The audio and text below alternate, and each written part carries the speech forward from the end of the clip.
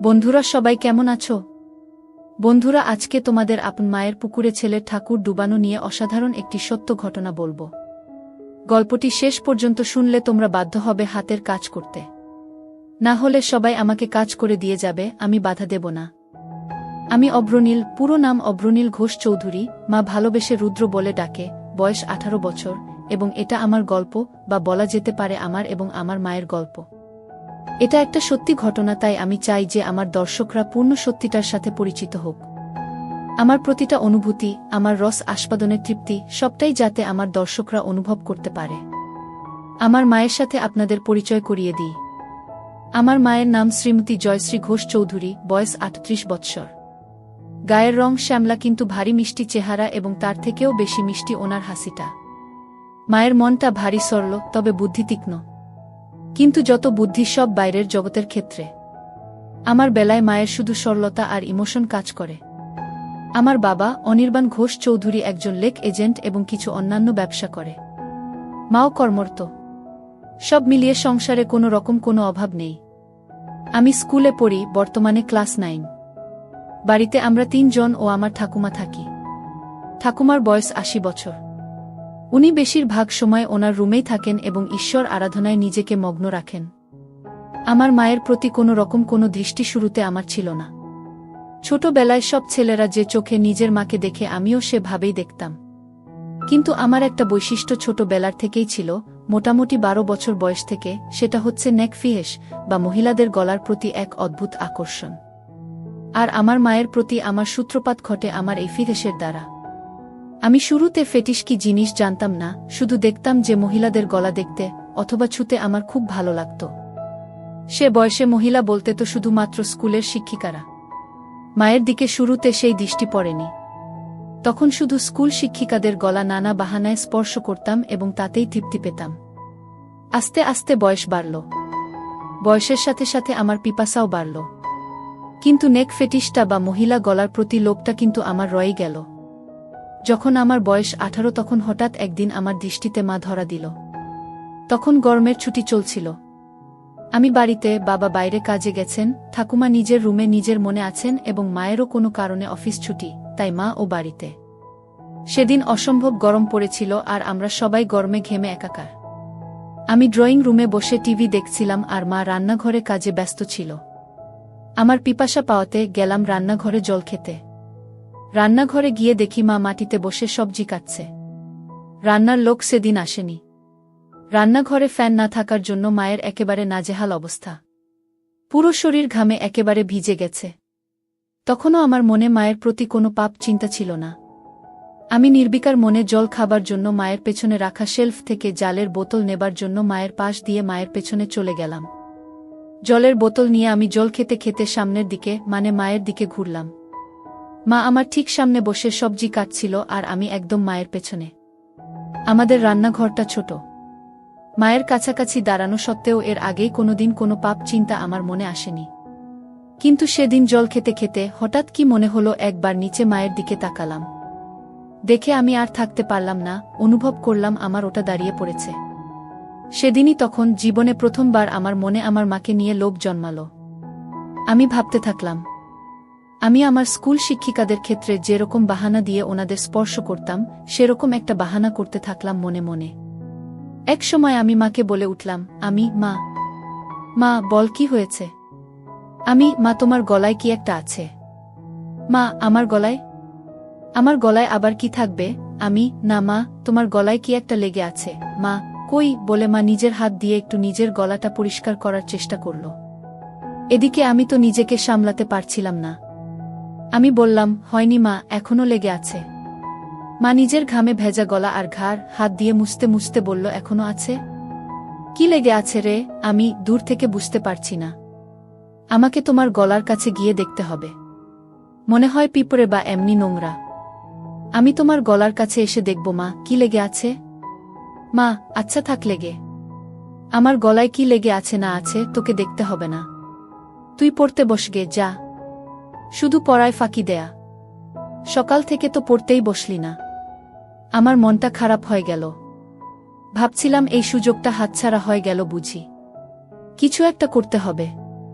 আমি বললাম, হ্যাঁ যাচ্ছি পড়তে, কিন্তু তোমার গলায় ওটা লেগেই থাকবে? দেখতে কেমন একটা লাগছে। মা, কি এমন লেগে আছে রে?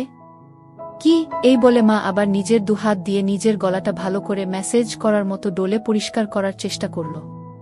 আমি, উহু, এখনো লেগে আছে, যায়নি। আসলে তোমার গলাটা ঘামে ভিজে আছে তো, তাই বোধহয় যাচ্ছে না। এদিকে আসলে মায়ের গলায় কিছু ছিলই না শুরু থেকে। মা তো আর সেটা জানত না, তাই মা আমার নাটক ও পাপ বুদ্ধিটাও বুঝতে পারছিল না। মা এবার খানিকটা বিরক্ত হয়েই বলল, দাঁড়া তো, আয়নায় গিয়ে দেখি। আমি ভাবলাম, যা সর্বনাশ, আয়নায় দেখলে তো মা বুঝে যাবে যে মায়ের গলাতে কিছু লেগে নেই আর আমার কার্যসিদ্ধি হবে না। সাথে সাথে আমি বলে উঠলাম, মা, আমি তোমার গলাটা পরিষ্কার করে দেব। তুমি আবার কেন উঠবে? মা, আচ্ছা ঠিক আছে দে, কিন্তু তাড়াতাড়ি করে পড়তে যা, কোনোরকম কোনো ফাঁকিবাজি না। আমি তো এই কথা শুনে মহা আনন্দে মনে মনে লাফাচ্ছি। আমি মায়ের একেবারে সামনে গিয়ে হাঁটু গেড়ে বসলাম। বললাম, দেখি মা, একটু গলাটা উঁচু করো, মানে একটু উপর দিকে তাকাও।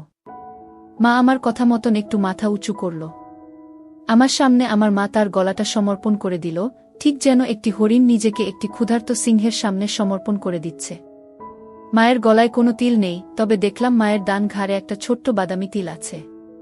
গলার মাঝখান দিয়ে দুটো রেখা চলে গেছে পাশাপাশি, মানে দুটো গলার ভাঁজ আর কি। আমি কাপা কাপা হাতে মায়ের গলা স্পর্শ করলাম। প্রথমে আস্তে করে ছুতেই অনুভব হলো যে মায়ের গলাটা কি নরম ও চামড়াটা কি মসৃণ। আমি আর থাকতে পারলাম না, আমার পুরো ডান হাত দিয়ে মায়ের গলাতে বোলাতে লাগলাম। এই সব কিছু কয়েক মিনিটের মধ্যে ঘটে গেল। মা বলল, কি রে হয়েছে? আমি, মা, আরেকটু মাথাটা উঁচু করো, তোমার গলার ভাঁজে আটকে গেছে। গলাটা পুরো স্ট্রেচ না হলে পরিষ্কার হচ্ছে না। এই শুনে মা নিজের মাথাটাকে আরও পেছন দিকে করার চেষ্টা করল। আমি মায়ের থুতনি ধরে আরেকটু উপর দিকে করে দিলাম, যাতে মায়ের গলাটা পুরোপুরি আমার সামনে মেলা থাকে। আমি তাকিয়ে একবার দেখে নিলাম যে মায়ের দৃষ্টি ওপরে ছাদের দিকে, মানে আমি সামনে। মায়ের গলা নিয়ে কি করছি মা দেখতে পারবে না। আমি বললাম, মা, আমি একটু তোমার গলার কাছে এসে ফু দিচ্ছি, যাতে তাড়াতাড়ি পরিষ্কার হয়ে যায়, ঠিক আছে? মা, আচ্ছা ঠিক আছে, যা করার তাড়াতাড়ি কর, আমার অনেক কাজ পড়ে আছে। আমি, হ্যাঁ মা বলে একেবারে মায়ের গলার কাছে নিজের ঠোঁট নিয়ে গেলাম আর মৃদু ফু দিতে থাকলাম মায়ের সারা গলায়। একসময় থাকতে না পেরে মায়ের গলার একদম মাঝখানে একটা হালকা হামি দিয়ে ফেললাম। তারপর ভয় ভয় মায়ের দিকে তাকিয়ে দেখলাম একবার যে মা কিছু টের পেল কিনা। মা আমি কি করছি দেখতে না পেলেও আমার স্পর্শ তো অনুভব করতেই পারছিল। আমার ভয় হচ্ছিল যে মা নিজের গলায় আমার স্পর্শ অনুভব করে ফেলল কিনা, আমার হাতের স্পর্শ আর ঠোঁটের স্পর্শের মধ্যে তফাৎ ধরে ফেলল কিনা। কিন্তু দেখলাম যে না, মা কিছু বুঝতে পারেনি। আমারও সাহস বেড়ে গেল। মা হঠাৎ নিজের দুহাত দিয়ে আমাকে এক ঝাটকা দিয়ে দূরে ফেলে দিল। হঠাৎ ধাক্কা খেয়ে আমি পেছনে হেলে বসে পড়লাম ও নিজের সম্বিত ফিরে পেলাম। মায়ের দিকে তাকিয়ে দেখি মা গম্ভীর হয়ে নিজের আঁচল ঠিক করছে আর এক হাতে সবজি তুলছে। মা সঙ্গে সঙ্গে একটা হাত দিয়ে নিজের আঁচল নিয়ে নিজের গলাকে ভালো করে মুছে নিল। আমি খানিকটা ভয় পেয়ে বললাম, মা কি হলো? মা, কি হবে আবার? তুই পড়তে যা। আমি, না মানে তোমার গলা পরিষ্কার করছিলাম, তুমি হঠাৎ ধাক্কা দিলে। মা বড় বড় চোখে আমার দিকে তাকিয়ে একটু গম্ভীর হয়ে বলল, তোর পড়ায় ফাঁকি দেয়ার বাহানা কি আমি বুঝি না মনে করেছিস? সকাল থেকে এক লাইনও পারিসনি, যা পড়তে বস। আমি, কিন্তু তোমার গলাতে তো এখনো একটু লেগে আছে। মা, লেগে থাক আমার গলাতে যা খুশি, তোকে আমার গলার দিকে খেয়াল রাখতে হবে না। আমি একটু পরে স্নান করতে যাব, তখন এমনিতেই পরিষ্কার হয়ে যাবে। আমি একটু মনে মনে ভয় পেলাম। তাহলে কি মা বুঝে গেল আমার মনের পাপ? এই ভাবতে ভাবতে আমি আস্তে আস্তে মুখ নিচু করে চলে যেতে লাগলাম। তক্ষুনি মা আমার পেছন থেকে মিষ্টি গলায় বলে উঠল, কষ্ট পাসনে বাবা, আমি তো তোর ভালো জন্যই বলি। আমি বুঝি তোর বয়সে পড়তে ইচ্ছে না হওয়াটাই স্বাভাবিক, মন শুধু ফাঁকি দিতে চায়। কিন্তু বাবা, পড়াশোনা না করলে তো ভবিষ্যৎ অন্ধকার। আমার আর বুঝতে বাকি রইল না যে আমার অতীব সরল মা আমার মনের ভেতর কি পাপ চলছে তা একটুকুও বুঝতে পারেনি। আমি নিশ্চিন্ত হয়ে বললাম, মা সরি, তুমি চিন্তা করো না, আমি ভালো করে পড়াশোনা করব। আমার কথা শুনে মায়ের মুখে একটা মিষ্টি হাসি ফুটে উঠল আর আমিও রান্নাঘর থেকে চলে গেলাম। অল্পটুকু স্বাদ পাওয়ার পর থেকে আমার মন পাপ চিন্তায় ভরে উঠল। যেই মহিলাকে আমি এতদিন শুধু মা হিসেবে পুজো করে এসেছি, সেই মহিলা, সেই নারী এখন আমার কাছে একটা তৃপ্তির দেহ মাত্র, যেটা দিয়ে আমার বাসনার পিপাসা তৃপ্ত মিটাতে পারব। আমার মন তৎপর হয়ে উঠল। মা শব্দটা আমার কাছে একটি দারুণ অনুভূতির শব্দ হয়ে উঠল। আমার হঠাৎ মায়ের বলা কথাটা মনে পড়ল। মা স্নান করতে যাবে। হঠাৎ দেখি মা জল ভরা বালতি নিয়ে আমার রুমে এসে হাজির। বুঝলাম কাজের মাসি আসেনি, তাই মাকেই ঘর মুছতে হচ্ছে। মা বলল, এই যে, হয় ঘরের বাইরে যা, নয় খাটের উপর পা উঠিয়ে বস, ঘর মুছব। আর খবরদার বলে দিচ্ছি, যতক্ষণ না ঘর শুকোচ্ছে মাটিতে পা ফেলবি না, ঠিক আছে? আমি সজোরে মাথা নাড়িয়ে আমার সম্মতি জানালাম এবং তাড়াতাড়ি খাটে উঠে ইঙ্গিত দিলাম যে আমি রুমেই থাকছি। মা নিজের শাড়ির আঁচল কোমরে গুজে হাঁটু গেড়ে বসে পড়ল এবং নিজের মতো ঘর মোছা শুরু করল। আমার খাটে সব সময় একটা পড়ার বই খোলাই থাকে, তখনও ছিল, আর ওটাই আমাকে তখন বাঁচালো, নয়তো আবার পড়াশোনায় ফাঁকি দেওয়ার জন্য মায়ের বকুনি খেতে হতো। আমি বইটা নিয়ে পড়ার ভান করতে লাগলাম। কয়েক সেকেন্ড পর একবার আর চোখে মায়ের দিকে তাকালাম। তাকিয়ে যা দেখলাম তাতে আমার চক্ষু ছানাবড়া হয়ে গেল। ঘরে ফ্যান চলা সত্ত্বেও মা তখনও ঘামছে। সারা শরীর ঘামে ভেজা। আমি লক্ষ্য করলাম ঘামের বিন্দুগুলো মায়ের কপাল থেকে আস্তে আস্তে নেমে যেতে থাকল। একটু পরেই মায়ের ঘর মোছা হয়ে যাবে আর মা ছাদে যাবে কাপড় মেলতে। আজকে ছুটির দিন, তাই নিশ্চয় মা প্রচুর কাপড় ধুয়েছে এবং তাই বেশ সময় লাগবে কাপড় মেলতে। ঠাকুমাকে নিয়ে চিন্তা নেই, উনি শুধুমাত্র সন্ধে বেলা একটু ঘর থেকে বেরোন। এই দুপুরের সময়টায় উনি নিজের ঘরেই থাকেন। আমি অপেক্ষা করতে থাকলাম কখন মা ছাদে যায়। এক সময় মা হাঁক পারল, রুদ্র, আমি ছাদে যাচ্ছি, ঘরের দিকে নজর রাখিস। ঠাকুমা কানে শোনে না, তাই ঘর ফাঁকা হলে কাউকে ঘরের খেয়াল রাখতে হয়। যাই হোক, আমি যেই সুযোগের অপেক্ষায় ছিলাম সেটা পেয়ে গেলাম। আমার পকেট স্ক্রুড্রাইভার আর পকেট হাতুড়ি নিয়ে আমি চললাম মায়ের বেডরুমের দিকে। মায়ের বাথরুমের দরজাটাকে দুপাশ থেকেই ভালো করে পর্যবেক্ষণ করলাম। প্রথমবারে কোনো ফুটো পেলাম না। মনটা একটু খারাপ হলো। এই ভারী কাঠের দরজায় তো আর এই পলকা দিয়ে এত কম সময় নতুন করে ফুটো করা যাবে না। কিন্তু আমি আবার বিশ্বাস নিয়ে খোঁজ শুরু করলাম। অবশেষে দেখলাম যে দরজার ভেতর দিক থেকে একটা ছিদ্র শুরু হয়েছে, কিন্তু সেটা এখনো এপার ওপার হয়নি। আমি সঙ্গে সঙ্গে আমার হাতিয়ার দিয়ে ফুটোটাকে বড় এবং সম্পূর্ণ করতে লেগে গেলাম। সফল হওয়ার পর ফুটো দিয়ে দেখলাম যে পুরো বাথরুমের ভেতরটাই পরিষ্কার দেখা যাচ্ছে। আমি আনন্দে আত্মহারা হয়ে উঠলাম। আমি মায়ের বেডরুম থেকে যাওয়ার আগে ফুটোটাকে সাময়িকভাবে একটা ছোট্ট কাঠের টুকরো দিয়ে বন্ধ করে আসলাম, যাতে মায়ের সন্দেহ না হয়। এরপর অপেক্ষা করতে থাকলাম কখন মা স্নানে যায়।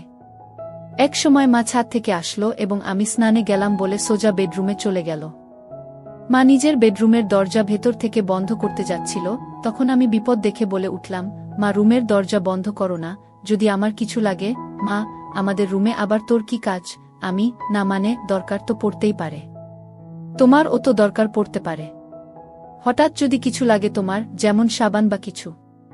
কখন কি দরকার পড়ে কেউ বলতে পারে। বাথরুমের দরজা তো আর খোলা রাখতে বলছি না, রুমের দরজাটাকে খোলা রাখতে বলছি। আমি খানিকটা ঠাট্টা করে বললাম। মা, হ্যাঁ ঠিক আছে, তোকে ও তো পাকামো করতে হবে না। খোলা রাখছি রুম। বাড়ির দিকে খেয়াল রাখিস। আমি গেলাম স্নানে। আচ্ছা মা। মা বাথরুমে ঢোকার 2 সেকেন্ডের মধ্যে আমি মায়ের রুমে ঢুকে একেবারে বাথরুমের দরজার সামনে চলে গেলাম। স্ক্রু ড্রাইভার দিয়ে খুঁচিয়ে দরজার ফুটোটার থেকে কাঠের টুকরোটা বের করতে আমার বেশি সময় লাগল না। আমার সামনে তখন আমার যত্নে তৈরি করা দরজার বড় ফুটোটা খোলা। আমার মনে হচ্ছিল যেন স্বর্গের জানালা কেউ খুলে দিয়েছে আমার চোখের সামনে।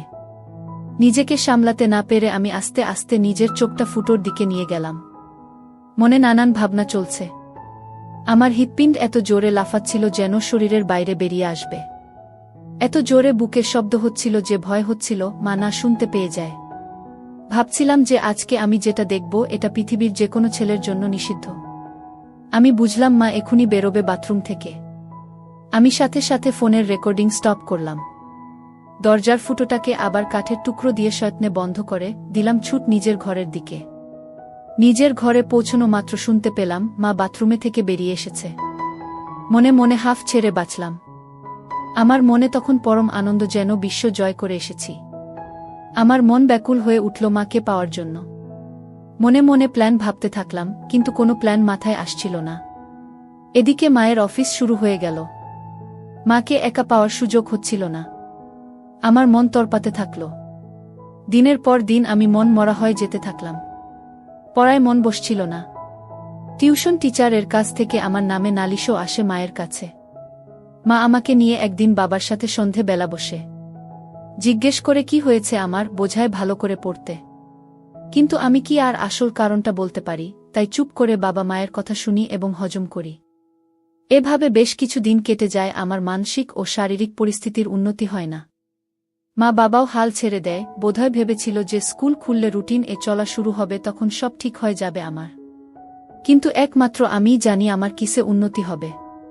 এভাবে প্রায় এক যায়। আমি আমার 15তম জন্মদিন পার করি। আমি আর নিজেকে শান্ত রাখতে পারতাম না। মাকে ধরার সময় নিয়ন্ত্রণ হারিয়ে মায়ের গলায় কামড়ে দিলাম। অমনি মা আমাকে ঠেলে সরিয়ে দিয়ে বলল, শর্ত রুদ্র, বেয়াদব কথাকার, আজকাল একটু বেশিই গায়ে পড়ছিস। আমার এসব ভালো লাগে না। গরমের মধ্যে গা ঘেঁষাঘেঁষি। আগে তো এরম করতিস না তুই। আমি কি যে বলো মা। কেন, আমি তো তোমাকে আদর করে আগেও ধরতাম। মাসে যাই হোক, হেফতে ওই হিন্দি আর ইংরেজি সিরিয়াল সিনেমা দেখে তোর এইসব ভীমরতি চেপেছে। আমাদের বাঙালিদের মধ্যে ছেলেরা বড় হয়ে গেলে মায়ের থেকে দূরে দূরে থাকে, এরম গা ঘেঁষাঘেঁষি করে না। আর তুই তো একটু বেশিই করিস। ধরার পর কি আমার গলায় ঘাড়ে কামড়ে দিস? এতে পরে আমার ব্যথা করে। দুবার তো দেখেছি কালসিটে পড়ে গেছে। এটা কি তোর নতুন কোনো দুষ্টুমি শুরু হয়েছে নাকি আমার উপর রাগ করে আমার বকুনির প্রতিশোধ নিস তুই? আমি তো মায়ের কথা শুনে পাথরের মতন দাঁড়িয়ে ভয় পাচ্ছিলাম আর ভাবছিলাম যে মা তবে আমার মায়ের গলায় হামি দেয়া কামড়ানোটা টের পেয়েছে প্রতিবার। আর সেটাই তো স্বাভাবিক। আমিই বোকা, পাপের চোটে গান শূন্যর মতো ওভারকনফিডেন্ট হয়ে যাচ্ছিলাম আস্তে আস্তে। এখন কি হবে? আবার ভাবলাম মা টের পেয়েছে ঠিকই, কিন্তু তার ছেলের আসল মতলবটা এখনো বুঝতে পারেনি। এটা ভাবা মাত্র আমার মনে একটু সাহস আসলো। আমি বললাম, কি যে বলো মা তুমি, এটাতে আমার আবার কি দুষ্টুমি? আমার সব বাঙালি বন্ধুরাও তো তাদের মাকে ভালোবেসে এভাবে ধরে। মা এবার একটু বিরক্ত হয়ে বলল, সে কে কি করছে সেটা আমি জানি না। আমার এটা পছন্দ না, তাই তুই এটা করবি না, ব্যাস। বোঝা গেল। আমি মাথা নেড়ে আমার সম্মতি জানালাম। মা, আর বন্ধুদের থেকে এই সমস্ত বদ অভ্যেস না শিখে ভালো কিছুও তো শিখতে পারিস নাকি? আমি বুঝলাম কথা লাভ নেই। ব্যাপারটা খুব সিরিয়াস দিকে যায়নি, তাই এখানেই ইতি করতে হবে। আমি তাই আবার ঘাড় নিলে বললাম, হ্যাঁ মা, তুমি ঠিকই বলেছ। আমি তোমার কথা মতোই চলব। মা এটা শুনে নিজের রুমে চলে গেল, আর আমিও আমার রুমে হাত দিয়ে কাজ সেরে নিলাম। এর মধ্যে আবার একদিন মা ছুটি পেল এবং বাড়িতেই ছিল। বাবা ভাগ্যবশত কাজে বাইরে। আমার মনের শয়তান জেগে উঠল। মনে মনে ভাবলাম আজকে যে করেই হোক মাকে পেতেই হবে। দুপুরে খাওয়া দাওয়া শেষ করে আমি আমার ঘরে আর মা নিজের ঘরে দুপুরের ঘুম দিতে চলে গেলাম। বিছানায় শুয়ে থাকলাম ঠিকই, কিন্তু ঘুম আর আসছে না। মায়ের ঘরে পৌঁছে আমি আস্তে করে বেডরুমের দরজা ফাঁক করে মায়ের রুমে ঢুকলাম। ঢুকে দেখি মা বিছানার একদম একধারে এসে দরজার দিকে পাশ ফিরে শুয়ে আছে। আমিও এবার নিশ্চিন্ত হয়ে মায়ের পাশে খাটের উপর বসলাম। মা বা দিকে কাত হয়ে শুয়েছিল। আমি এবার সাহস করে মায়ের গলার একদম কাছে চলে গেলাম। কিন্তু বিপদ ঘটল তারপরেই। মায়ের ঘুম সাথে সাথে ভেঙে গেল, আর মা আমাকে ধাক্কা মেরে ফেলে বিছানায় উঠে বসল। মা, কি রে বাবা, তুই কি করছিলিস আমার কাছে এসে? আমি আমতা করতে করতে বললাম, কই মা, কিছু না তো। মা একটু রেগে গিয়ে বলল, কিছু না তো মানে? রুদ্র, দেখ, ভালো চাস তো সত্যি কথা বল। কি করছিলি তুই আমার এত কাছে এসে? আমি কোথায় মা? না না, আমি কোথায় তোমার কাছে ছিলাম? আমি তো তোমার পাশে খাটে বসেছিলাম। আমার আসলে ঘুম আসছিল না, তাই তোমার সাথে গল্প করতে এসেছিলাম। এসে দেখি তুমি ঘুমোচ্ছ, তাই তোমার কাছে বিছানায় সবে একটু বসেছিলাম। ভাবলাম যদি তুমি একটু জেগে থাকো তাহলে আমার সাড়া পেয়ে উঠবে। কিন্তু আমার এত সুন্দর মসৃণ বানানো গল্প মায়ের একটুকুও বিশ্বাস হল না। মা জোরে বলে উঠল, মিথ্যে কথা বলিস না। তোর গরম নিঃশ্বাস আমি আমার ঘাড়ে অনুভব করেছি। বল, কি করছিলি তুই? আমি বললাম, মা, আমি তোমার কাছে কিছু লুকোবো না। আমি তোমাকে খুব ভালোবাসি, কিন্তু আমি জানি না কেন আমার তোমার প্রতি একটা অদ্ভুত আসক্তি আছে। আমার কথা তখনও শেষও হয়নি, মা আমার গালে সপাটে এক থাপ্পড় মারল। আমি প্রায় মাথা ঘুরে বিছানায় লুটিয়ে পড়লাম। মা, তোর লজ্জা করছে না রুদ্র তোর মাকে এগুলো কথা বলতে? আমি তোর মা, তোকে জন্ম দিয়েছি। মা মানে বুঝিস জানোয়ার? হায় ভগবান, এগুলো কথা তো আমি তোর বাবাকেও বলতে পারবো না। তোর বাবা তো আর তোকে মারতে পারবে না, নিজেই হয়তো মরে যাবে। আমি কাঁদতে কাঁদতে বললাম, মা আমাকে ক্ষমা করে দাও, কিন্তু তোমাকে না পেলে আমার জীবন বৃথা। আমি জানি না কেন সব সময় শুধু তোমার কামনা আমার মন জুড়ে থাকে। আমার পড়ায় মন বসছে না, রেজাল্ট খারাপ হচ্ছে, এমনকি আমার শরীর ভালো নেই। তুমি তো সবই জানো মা। বিশ্বাস করো আমি অনেক চেষ্টা করেছি, কিন্তু কিছুতেই তোমাকে পাওয়ার ইচ্ছেটাকে মন থেকে বের করতে পারিনি।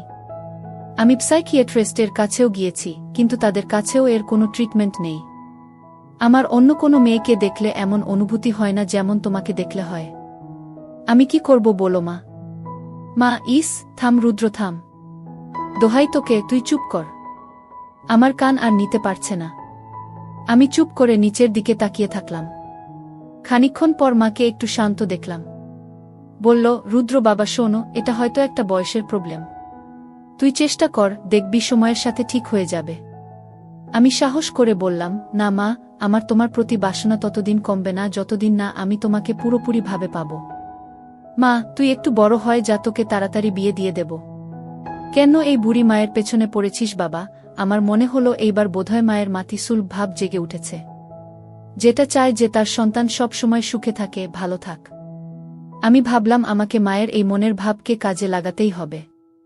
এই আমার অন্তিম সুযোগ। আমি সাথে সাথে মায়ের পা ধরে বললাম, মা আমাকে একবার তোমার সাথে দাও। আমার আর এই জ্বালা সহ্য হচ্ছে না মা। মা প্লিজ। মা অল্প অল্প কাঁদতে কাঁদতে বলল, বাবা এ হয় না। আমি তোর জন্মদাত্রী মা। তুই এখন ছোট, তাই তুই কি চাইছিস সেটা বুঝতে পারছিস না। এটা হয় না বাবা, প্লিজ বোঝ। আমি খেয়াল করলাম যে মায়ের মুখে আর রাগের কোনো চিহ্ন নেই। মা পুরো ইমোশনাল হয়ে আছে। আমি মনে মনে ভাবলাম, এখনই খেলতে হবে। আমি সোজা হয়ে বসে আমার দুহাত দিয়ে মায়ের দুকাত ধরে ফেললাম আর মায়ের একদম কাছে চলে গিয়ে বললাম, মা প্লিজ একবার দাও। সব ঠিক হয়ে যাবে, প্রমিস। আর কোনো দিন তোমাকে বিরক্ত করব না। কোনো দিন কোনো কারো সাথে দুষ্টুমি করব না, ভালো করে পড়াশোনা করব, ভালো রেজাল্ট করব। প্লিজ মা, প্লিজ। আমি বলতে বলতে একটা হামি খেলাম আর বলতে থাকলাম, প্লিজ মা। মা গো, জাস্ট একবার প্লিজ। আর কিচ্ছু চাই না, শুধু একবার দাও। মা হঠাৎ একটা চিৎকার করে উঠল। আমি ভয় পেয়ে মায়ের মুখ আমার হাত দিয়ে চেপে ধরলাম আর মাকে বিছানায় ফেলে মায়ের উপর চেপে বসলাম। মায়ের বোধহয় দম আটকে যাচ্ছিল, আমাকে ইশারা করে বলল যে হাত সরাতে। আমি আস্তে করে হাত সরালাম। দেখি মা কিছু বলছে না, শুধু চুপ করে ছাদের দিকে তাকিয়ে আছে। আমি মন্ত্রের মতো শুধু বলে যাচ্ছি, মা প্লিজ। এক সময় মা বলে উঠল, রুদ্র তুই কি কোনোভাবেই মানবি না? আমি, না মা, তোমাকে আমার চাই। মা প্লিজ রাজি হয়ে যাও, প্লিজ। বোধহয় মা বুঝতে পেরেছিল যে আমি কিছুতেই মানবার পাত্র নই। মা একটা দীর্ঘশ্বাস ফেলল আর মুখটাকে আমার দিক থেকে সরিয়ে ডান দিকে ঘুরিয়ে বলল, ঠিক আছে। আমি যেন আমার কানকে বিশ্বাস করতে পারছিলাম না। এ যেন স্বপ্ন পূরণ। বুঝলাম যে মা নিজের ছেলের খুশির জন্য নিজেকে সমর্পণ করে দিচ্ছে।